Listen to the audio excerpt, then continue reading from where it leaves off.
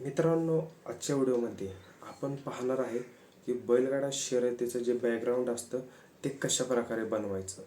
व्हिडिओला सुरू करण्यापूर्वी तुम्ही जर आपल्या चॅनलवर नवीन असाल तर नक्कीच आपल्या चॅनलला सबस्क्राईब करा, जेणेकरून अशाच प्रकारचे आपण नवनवीन व्हिडिओ घेऊन येत असतो फक्त तुमच्यासाठी. हे तुम्हाला सर्वप्रथम आपल्या व्हिडिओ पाहायला भेटतील. बाकी पुढं तुम्हाला व्हिडिओ सांगणारे दाखवणारे कशा प्रकारे आपण बॅकग्राऊंड बनवत असतो आणि तुम्हाला देखील शिकायला भेटणार आहे.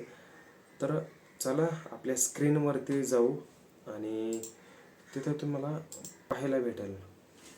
आता आपण आपलं फोटोशॉप ओपन केलेलं आहे आणि हे इथं आपलं असं हे आपण थोडक्यात एक समजून घेऊ की हे आपलं बॅकग्राऊंड आहे आणि या बॅकग्राऊंडवरती आपल्याला व्हाईट बॅकग्राऊंड आहे. आता इथे आपण जे शर्यतीच्या बॅनरसाठी आपण बॅकग्राऊंड वापरतो तर ते कशा प्रकारे आपण बनवतो.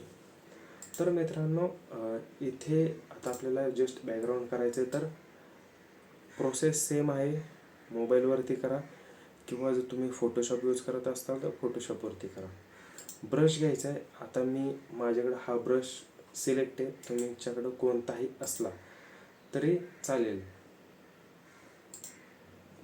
तर हा मी ब्रश घेतला आहे आणि आता आपल्या बऱ्याच डिझाईनवर कसं असतं की कलर आपण जस्ट निळा किंवा पिवळा कलर आपण बऱ्यापैकी यूज करत असतो. तर इथे तुम्ही बघू शकताय, इकडे मी हा एक निळा कलर यूज केला, इकडे थोडंसं मारलं, इकडे थोडंसं, इकडे थोडंसं दिलं, इकडे दिलं, इकडे दिलं. आता याला काय करायचं, परत एकदा जर समजा आपल्याला थोडंसं कलर बदलायचे, थोडं कमी करायचे तर फक्त असं करा. ऑपेसिटी तुम्ही तुमच्या पद्धतीनं सेट करू शकता. हे अशा प्रकारे आपलं एक नॉर्मल बॅकग्राऊंड तयार झाले. आणि जर तुम्हाला याच्यात अजून देखील काही चेंज किंवा नवीन काय ॲड करायचं असेल तर मी हे बॅकग्राऊंड ॲड करतो. हे तुम्ही बघू शकता, हे अशा प्रकारे आपण करू शकता. आता हे या बॅकग्राऊंडला मी थोडंसं चेंजेस करतो. हे संपूर्ण गोष्टी आपल्या मोबाईलवरती होतात, फक्त तुम्हाला करता आल्या पाहिजेत. मोबाईलवरती तुम्ही कोणतंही ॲप्लिकेशन यूज करा, त्यात हे अशा प्रकारचं बॅकग्राऊंड तयार करता येतं. तर आत्ता आपण एक डिझाईन बनवलेली, जी की आता इथं आपण गुढीपाडव्याची डिझाईन बघू. हे तुम्ही बॅकग्राऊंड बघू शकता काय आहे, कशा प्रकारे आहे. बॅकग्राऊंड बघू शकता, संपूर्ण व्हाईट आहे. इकडे फक्त केशरी ऑरेंज कलरमध्ये आपण एक स्पॉट मारलेले, इकडे निळा मारला आहे. सेम मित्रांनो आपण इकडे हे केलेले. आता परत एकदा तुम्हाला करून दाखवतो. इकडे मी कलर सिलेक्शन केलं.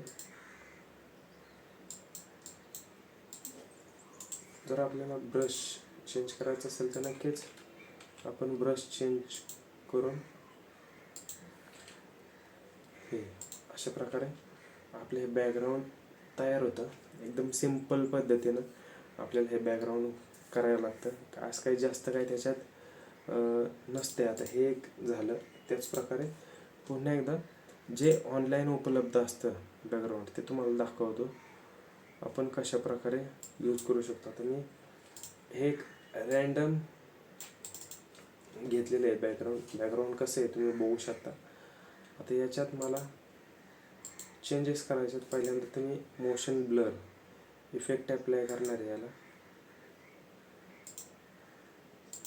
हे इफेक्ट अप्लाय केल्यानंतर मला याच्यात थोडंसं आपल्याला नाव वगैरे टाकायचं आहे, तर ते बॅक साईडला थोडं व्हाईट पाहिजे, जेणेकरून आपलं जे आपण जे नाव टाकणार आहे ते हायलाईट होईल.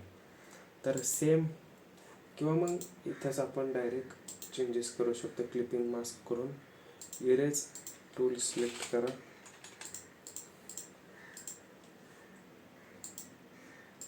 आणि हे आता बघू शकता अशा प्रकारे आपलं हे बॅकग्राऊंड तयार झाले. मित्रांनो, अशाच प्रकारचे भरपूर बॅकग्राऊंड आपण आपल्या मागील व्हिडिओमध्ये तुम्हाला दिलेले, PLP फाईलमध्ये देखील तुम्हाला दिलेले आहे.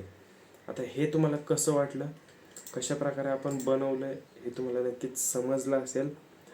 तर या व्हिडिओला तुम्ही नक्कीच लाईक करा.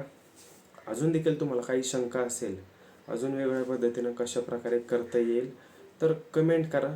आपण त्यावरती देखील नक्कीच आपण व्हिडिओ घेऊन येऊ.